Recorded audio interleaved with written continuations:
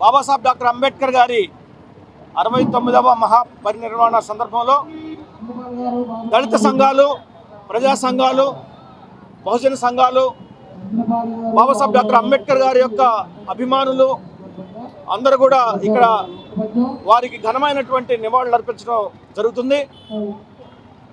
ప్రతి సంవత్సరం ఇది ఒక పండుగలాగా మాత్రమే కాకుండా ఏదో ఒక సాంప్రదాయం మాత్రమే కాకుండా, ఒక ఆనవాయితీ కాకుండా, బాబాసాహెబ్ డాక్టర్ అంబేద్కర్ గారి యొక్క ఆశయాలను, అంబేద్కర్ గారి యొక్క ఆశలను, ఆయన యొక్క ఆదర్శాలను ప్రజల్లోకి విరివిగా తీసుకుని వెళ్ళి, విస్తృతంగా తీసుకుని వెళ్ళి అంబేద్కరిజాన్ని పెద్ద ఎత్తున ఉద్యమం రూపంలో ముందుకు తీసుకెళ్లాల్సినటువంటి బాధ్యత ప్రతి అంబేద్కర్ వాది మీద ఉందని చెప్పేసి ఈ సందర్భంగా నేను గుర్తు చేస్తున్నా.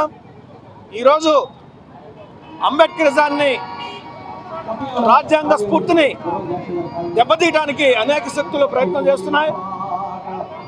అలాంటి శక్తులన్నిటిని కూడా రాజ్యాంగ స్ఫూర్తిని దెబ్బతీయాలని, బాబాసాహెబ్ డాక్టర్ అంబేద్కర్ గారి యొక్క ఆశయాలకు తూట్లు పడచాలని, బడుగు బలహీన వర్గాలను అణగదొక్కాలని పెద్ద ఎత్తున రాజ్యాంగ వ్యతిరేక శక్తులు ప్రయత్నం చేస్తూ ఉన్నారు. ఈ శక్తులన్నింటిని కూడా ఓడించాల్సినటువంటి బాధ్యత, తరిమి కొట్టాల్సినటువంటి బాధ్యత ప్రతి అంబేద్కర్ వాది మీద ఉందని చెప్పేసి సందర్భంగా నేను తెలియజేస్తూ, అంబేద్కర్ వాదులందరూ కూడా ఒక తాటి మీదకి రావాలి, ఐక్యంగా ముందుకు వెళ్ళాలి, బాబాసాహెబ్ డాక్టర్ అంబేద్కర్ యొక్క ఉద్యమ రథాన్ని ముందుకు తీసుకుని వెళ్ళాలి. కాన్షీరామ్ గారు ఏ విధంగా బాబాసాహెబ్ డాక్టర్ అంబేద్కర్ యొక్క ఉద్యమ రథాన్ని ముందుకు తీసుకుని వెళ్ళి ఉత్తరప్రదేశ్లో రాజ్యాధికారాన్ని సాధించారో, ఆ దిశలో దళితులు, బహుజనులు, ప్రజా సంఘాలు, అంబేద్కర్ వాదులు అందరూ కూడా ఏకమై ఉద్యమించాలని చెప్పేసి పిలుపునిస్తూ సెలవు తీసుకుంటారు.